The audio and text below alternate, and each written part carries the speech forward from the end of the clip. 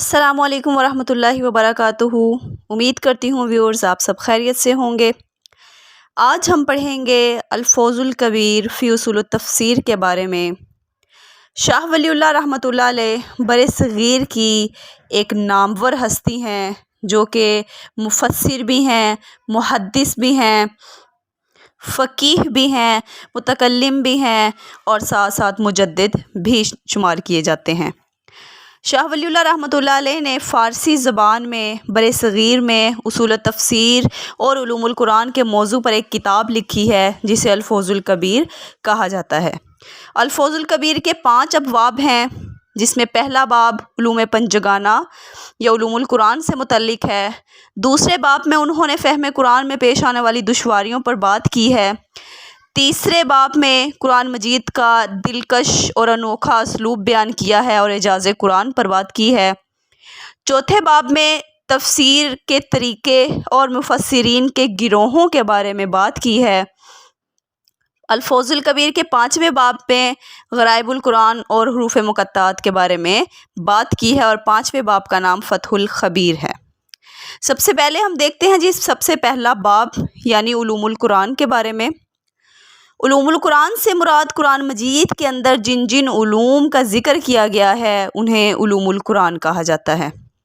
शाह वलीउल्लाह रहमतुल्लाह अलैह ने लिखा है कि कुरान मजीद की आयात को इनके मौजू के एतबार से अगर तकसीम किया जाए तो ये 5 उलूम में तकसीम होती हैं, जिसे उलूम पंजगाना या उलूम खमसा कहा जाता है। उलूम पंजगाना में सबसे पहले इल्मुल अहकाम है, दूसरे नंबर पर इल्मुल मुखासिमा, तीसरे नंबर पर इल्मुत तज़कीर बि आला इल्ला, चौथे नंबर पर इल्मुत तज़कीर बि अयामिल्ला और 5वें नंबर पर इल्मुत तज़कीर बिल मौत व मा बादल मौत है। इल्मुल अहकाम से मुराद अहकाम हुक्म की जमा है और हुक्म की तारीफ़ हम ऐसे करते हैं कि मुकल्लिफ़ीन के अफ़ाल से मुतल्लिक़ शरीयत का ख़िताब हुक्म कहलाता है। यानी शारे ने मुकल्लिफ़ीन को किसी काम करने का हुक्म दिया है या किसी काम के ना करने का हुक्म दिया है या किसी काम के करने या ना करने में इख्तियार दिया है तो उसे हम हुक्म कहेंगे।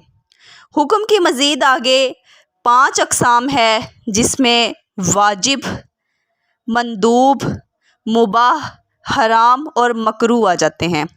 वाजिब या फ़र्ज़ जैसे कि नमाज का हुक्म है, अकीमुस्सलात व आतुज़ ज़कात। इसी तरह हराम वो काम जिनसे कतई तौर पर शारे ने रोक दिया है, जैसे कि ला तक़रबुज़्ज़िना है, ज़िना ना करो, चोरी ना करो, यतीम का माल ना खाओ वगैरह। इसी तरह मुस्तहब वो काम है जो कि शरीयत में पसंदीदा हैं और अगर वो काम करेंगे तो हमें सवाब मिलेगा और ना करने पर कोई गुनाह नहीं मिलेगा।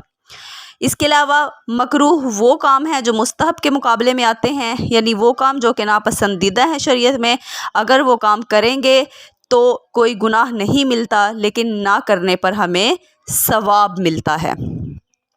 इसके अलावा मुबाह वो काम होते हैं जो कि जायज़ तो होते हैं लेकिन करने या ना करने पर कोई सवाब नहीं मिलता। जैसे अहले किताब का ज़बीहा हमारे लिए जायज़ है, अहले किताब से निकाह करना जायज़ है, लेकिन उनसे निकाह करें या ना करें, उनका ज़बीहा खाएं या ना खाएं, इस पर कोई गुनाह या सवाब नहीं मिलता। इल्मुल अहकाम पर की तफसील बयान करना फ़ुक़हा की ज़िम्मेदारी है। दूसरे नंबर पर इल्मुल मुखासिमा है। मुखासमा का मतलब होता है बहस व मुबाहिसा करना, मुनाजरा करना, झगड़ा करना वगैरह। कुरान मजीद में अल्लाह ताला ने 4 गुमराह फ़िरक़ों के साथ, 4 गुमराह गिरोहों के साथ जो है मुखासमा किया है, तो इसको इल्मुल मुखासिमा कहा जाता है। वो आयात जो इल्मुल मुखासिमा से ताल्लुक़ रखती हैं वो इस कैटेगरी में रखी गई हैं और इल्मुल मुखासिमा पर बात करना मुतकल्लिमीन की ज़िम्मेदारी है। कुरान मजीद में अल्लाह ताला ने 4 गिरोहों के साथ मुखासमा किया है, जिनमें यहूद, नसारा, मुशरिकीन और मुनाफिकीन शामिल हैं। उसके बाद तीसरा इल्मुत तज़कीर बि आला इल्ला है। इस हिस्से में وہ آیات آتی ہیں جس میں اللہ تعالیٰ نے اپنی نعمتوں، رحمتوں اور انعامات کا ذکر کیا ہے، وہ آیات علم التذکیر بآلاء اللہ کے زمرے میں آتی ہیں۔ مثال کے طور پر زمین اور آسمان کی پیدائش، آسمان سے بارش کا برسنا، زمین سے مختلف نباتات اور پودوں کا اگنا، چشموں کا جاری ہو جانا، یہ سارے چرند پرند کی تخلیق، یہ سب کچھ علم التذکیر بآلاء اللہ کے زمرے میں آتی ہیں۔ چوتھے نمبر پر ہے علم التذکیر بایام اللہ۔ علم التذکیر بایام اللہ سے مراد قرآن مجید کا وہ علم ہے جس میں اللہ تعالیٰ نے گزشتہ اقوام اور انبیاء کے قصص اور واقعات کو بیان کیا ہے۔ قرآن مجید کی وہ آیات جس میں اللہ تعالیٰ نے گزشتہ انبیاء اور اقوام کے قصص بیان کیے ہیں، وہ علم التذکیر بایام اللہ کے زمرے میں آتی ہیں۔ جیسے بنی اسرائیل کا واقعہ ہے، اصحاب فیل کا واقعہ ہے، اور اسی طرح سے 26 انبیاء کا ذکر اللہ تعالیٰ نے قرآن مجید میں کیا ہے۔ ان تمام کے واقعات علم التذکیر بایام اللہ میں آتے ہیں۔ علم التذکیر بالموت و ما بعد الموت پانچواں علم ہے۔ جیسے کہ نام سے ہی ظاہر ہے، اس علم میں موت اور موت کے بعد کے حالات و واقعات اللہ تعالیٰ نے قرآن مجید میں بیان کیے ہیں، یعنی حشر نشر کے واقعات، حساب کتاب کے واقعات، سزا اور جزا کے منظر کشی جو ہے، جنت اور دوزخ کی منظر کشی جن جن آیات میں کی گئی ہے، وہ علم التذکیر بالموت و ما بعد الموت کے زمرے میں آتی ہیں۔